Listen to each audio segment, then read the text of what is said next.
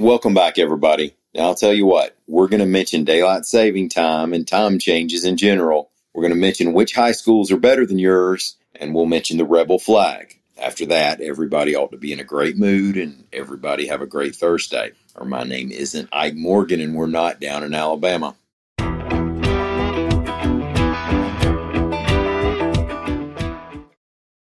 We talk about it every spring and every fall, and often during state legislative sessions in between. Daylight saving time. Now, that's saving without an S. People say daylight savings time, but technically it's daylight saving time. Another common misunderstanding is which part of the year daylight saving time is in effect. That would be the summertime clock. We're in daylight saving time from the second Sunday in March until the first Sunday in November. Then we switch back to standard time for the winter. So while a lot of people say they want to do away with daylight saving time, I think many or most mean they'd rather go to daylight saving time year-round. That would give us more daylight in the evening hours. And that's what the proposal that's currently making its way through the Alabama State Legislature would do, reports AL.com's John Sharp. It's passed the state Senate and was approved by a House committee and is on its way to the full House. I should mention that not everyone is in favor of going full-time to daylight saving time. Some would rather stay on standard time, citing the dangers of sleepy drivers on the road in the early morning.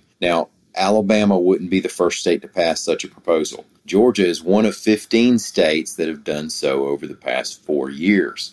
But here's the flaw in the slaw. Even if the bill passes the House and is signed by the governor, it will still take a literal act of Congress to get you home before dark come December. U.S. News & World Report has released its annual ranking of high schools, reports AL.com's Trisha Powell Crane.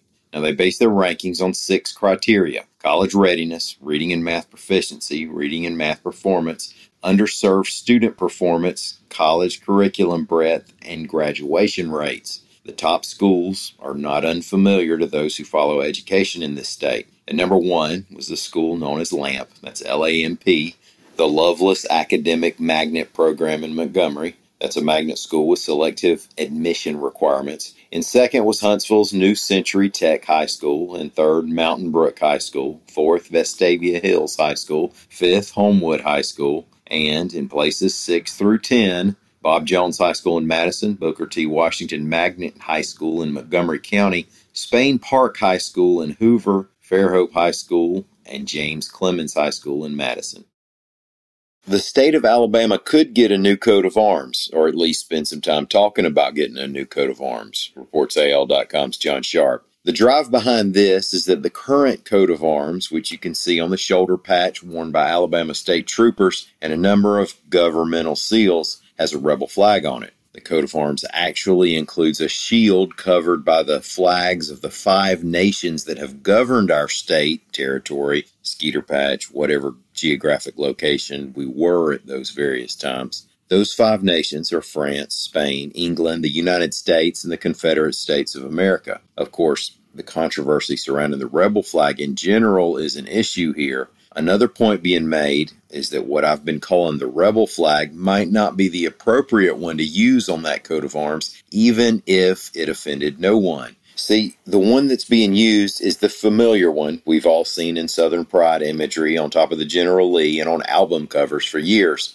the battle flag. And while that flag was incorporated into a couple of versions of the Confederate national flag late in the Civil War, the flag most recognized as the national flag of the Confederacy would be the Stars and Bars, which looks very different, and fewer people, frankly, will recognize it at all, probably, but it might be a little more historically accurate alongside the flags of governments. Now, I know many of y'all probably already realize that, but history talk aside, the Alabama House State Government Committee has taken up discussing options on changing the coat of arms. State Representative Chris Pringle, a Mobile Republican, quote, "I expect us to study it and come up with something historically accurate and come up with an agreement that reflects who really held sway over Alabama over all these years." Quote, "Now, if they decide to redesign, another thing to look for is American Indian representation. That's been raised as well. Ideally, there would be an effort to not use something that represents only one tribe." Now, the good news here is that in our current political environment, it should be pretty easy to quickly come up with a single symbolic image that makes everyone happy for generations to come, with hopefully nobody getting canceled along the way, especially the guy who's just relaying the story on a news podcast. Thank y'all for listening. We'll be back here again tomorrow, hopefully. Until then, stop by and see us on the internet at al.com.